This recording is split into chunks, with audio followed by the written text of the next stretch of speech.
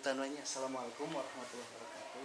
Waalaikumsalam. Bagaimana kabarnya ibu-ibu sekalian, sehat? Sehat, alhamdulillah. Ini makasih banyak Ibu Kepala berkenan hadir, Ibu Resi, terima kasih.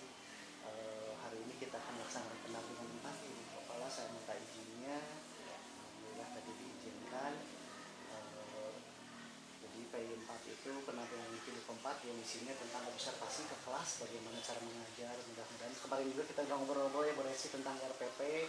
Jadi RPP sekarang mah pembelajaran itu ada muatan pembelajaran berdiferensiasi benten mungkin Ibu Kepala langsung terang palinternya jantan siswa itu harus dihargai perbedaannya. Siswa itu ada yang belajarnya sambil mendengar, ada yang belajar sambil melihat, ada juga yang sambil harus bergerak. Apalagi anak SD, saya yakin kinestetiknya lebih tinggi. Anak SD kemampuan bergeraknya lebih tinggi. Mungkin itu ya PP-nya sudah siap, bahkan Bu Resi juga sudah siap ke kelas. Namun sebelumnya biasanya dapat observasi, ngobrol-ngobrol dulu. Itu mungkin Ibu Kepala, mungkin ada yang mau disampaikan juga Ibu Kepala, enggak? Ya, Pak Yunten, sebelumnya mengucapkan selamat datang kepada Bapak yang sudah membimbing Bu Resi.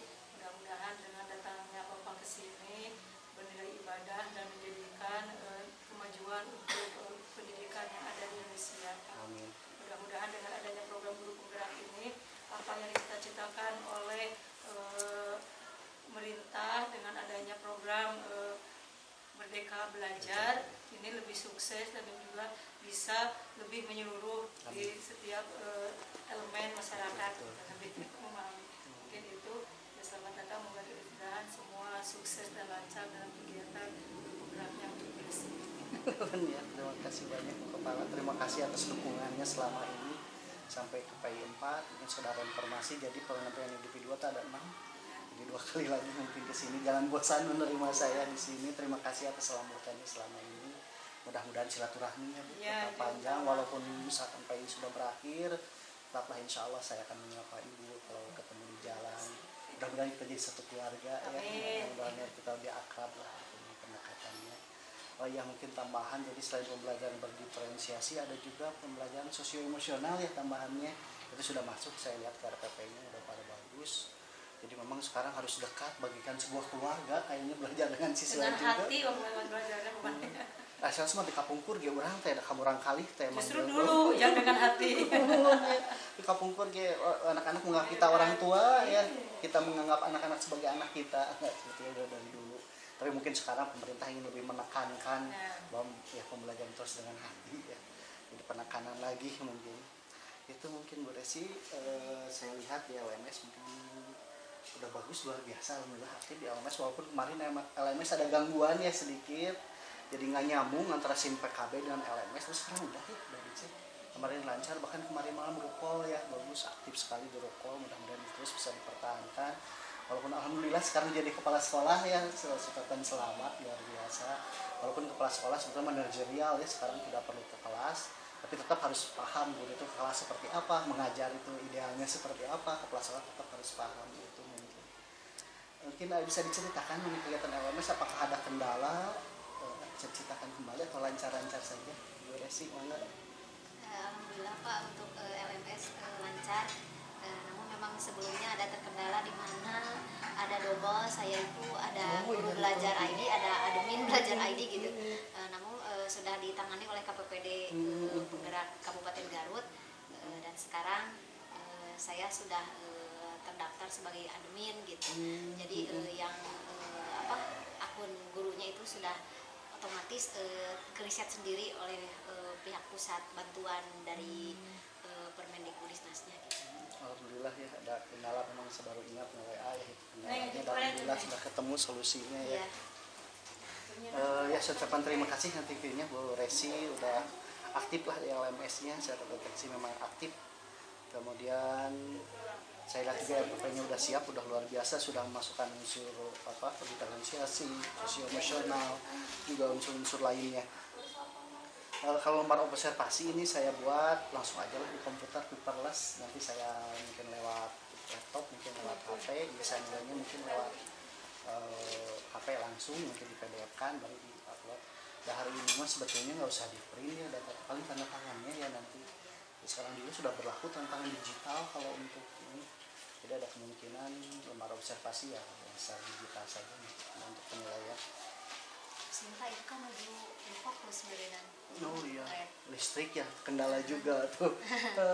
Pasti perlu infokus. Pembelajaran hari ini memang bergantung ke teknologi ya Bu. Oh, ngajepret ya kalau pegangan kurang. Atau ada solusinya nggak ketika menghadapi ini? Kalau misalkan di dalam kelas tiba-tiba mati lampu, gimana nih solusinya? Ya solusinya itu sendiri berarti tidak hanya mengandalkan teknologi secara visual atau IT saja, Ya, betul. namun pemahaman dari seorang guru pun harus tahu gitu, misalkan meskipun hanya panduan RPP secara print out saja itu pembelajaran tetap terlaksana gitu. Oh iya betul. Coba berpikir memang betul perlu hybrid ya. Jangan sampai kita berpikiran paperless tanpa kertas segala sesuatu dengan teknologi. Hari ini memang ya kita itu listrik belum stabil, mungkin Indonesia ada istilah mati lampu. Walaupun kita mungkin salah satu solusi lainnya yaitu kalau ada dana ya mungkin naikkan tegangan dan sebagainya. Tapi kalau memang mati lampunya dari PLN susah ya. Kalau ini kan jepret mah tinggal jepretin udah solusinya nyala lagi. Paling kurangi beberapa yang ini listrik yang yang mudah listrik seperti mesin setrikaan atau mesin pompa air bisa dikurangi. Mudah-mudahan nanti mah pas observasinya berjalan lancar ya Bu. Kemudian tujuan besar dari pembelajaran kita hari ini yaitu observasi ya, penerapan dari pembelajaran berdiferensiasi juga sosio-emosional ya.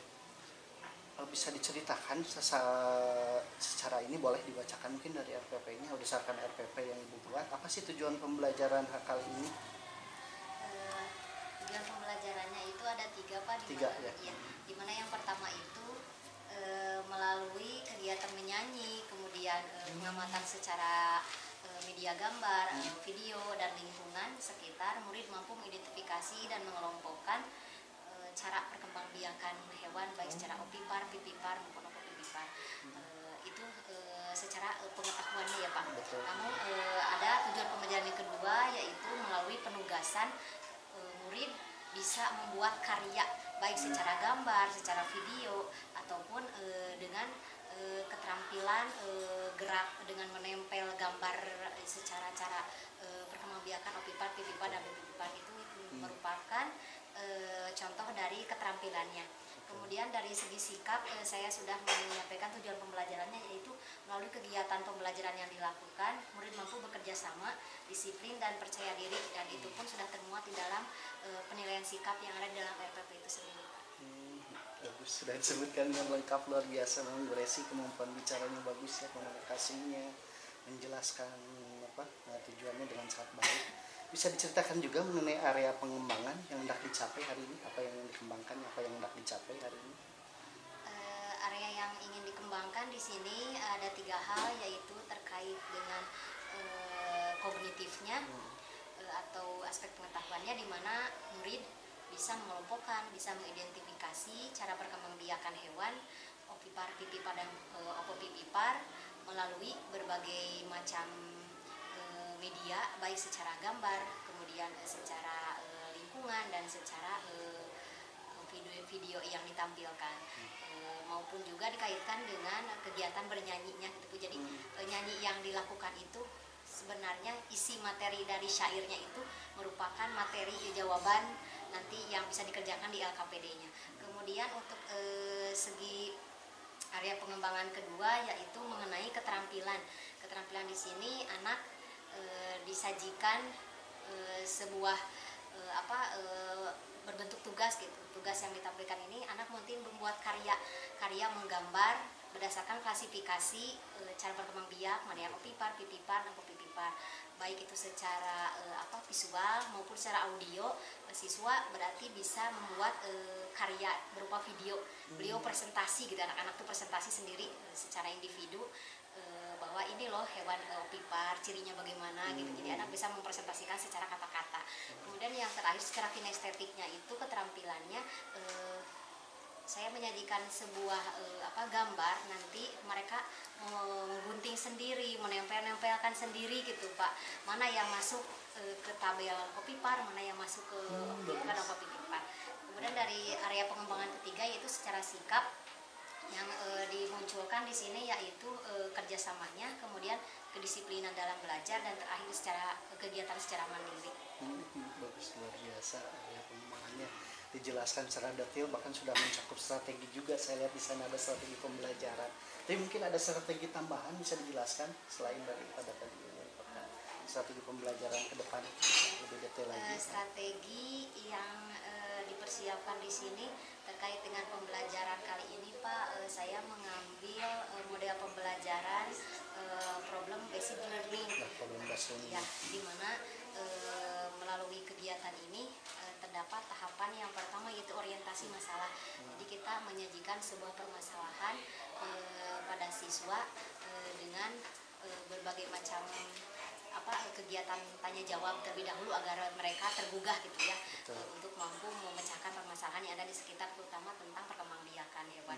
Kemudian yang kedua, mengorganisir murid untuk belajar. Kita menyiapkan, menyusun, mengorganisir kebutuhan-kebutuhan yang dimunculkan dalam pembelajaran. Kemudian yang ketiga, membimbing penyelidikan baik secara individu maupun secara kelompok. Kemudian ada yang keempat, yaitu mengembangkan, menyajikan karya gitu, dengan cara presentasi ke depan, belajar untuk mengemukakan pendapat. Kemudian yang terakhir, menganalisis dan mengevaluasi.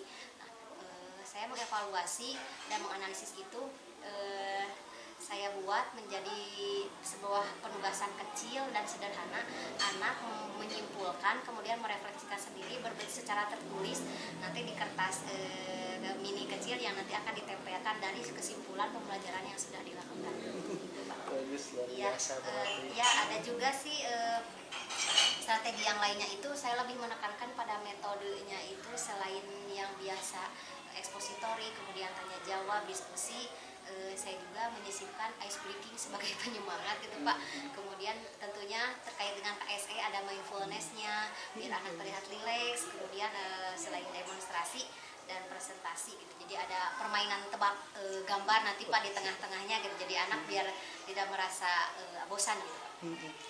Akan menarik ya, saya jadi penasaran. Pembelajaran nanti saya yakin akan menarik. Bu Resi akan berusaha menerapkan apa yang sudah dipelajari di guru penggerak ya selama ini, waktu lokakarya, waktu daring dan lain-lain. Kayaknya semua akan diterapkan, itu luar biasa. Mudah-mudahan semangat selalu ya. Kemudian ya, ini saya ingin memperjelas bahwa hari ini PI4 itu berkaitan dengan pengembangan proses pembelajaran. Itu saya lihat pengembangannya luar biasa ya. Kemudian evaluasi, bisa dijelaskan mungkin proses evaluasinya Bu?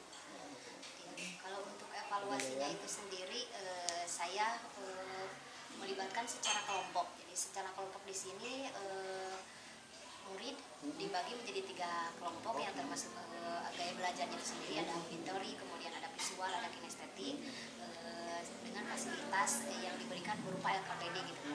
Kemudian untuk penilaian yang kedua, saya memberikan penugasan kepada murid di rumah untuk mengeksplorasi, kemudian menyajikan karya-karya yang bisa disajikan dalam bentuk produk gitu Pak, baik dengan anak menggambar untuk visual, kemudian anak membuat video untuk yang auditori, kemudian yang kinestetik dengan menempelkan potongan-potongan gambar-gambar itu sendiri. Selain itu mungkin secara penilaian sikapnya juga, ya secara sikap tadi yang dinilainya itu kerjasamanya, kemudian disiplin dan mandirinya juga. Jadi dari semua aspek baik keterampilan, pengetahuan serta sikap pun dijadikan sebuah penilaian. Bagus, berarti penilaian udah lengkap ya, sikap, psikomotor, kognitif ya, itu jadi bahan penilaian. Itu saya yakin tadi juga udah dibahas ya dari prosesnya pas pembelajaran juga, dan dinilai ya siswa ini aktif, ini enggak, ini sikapnya bagus nih waktu pembelajaran pas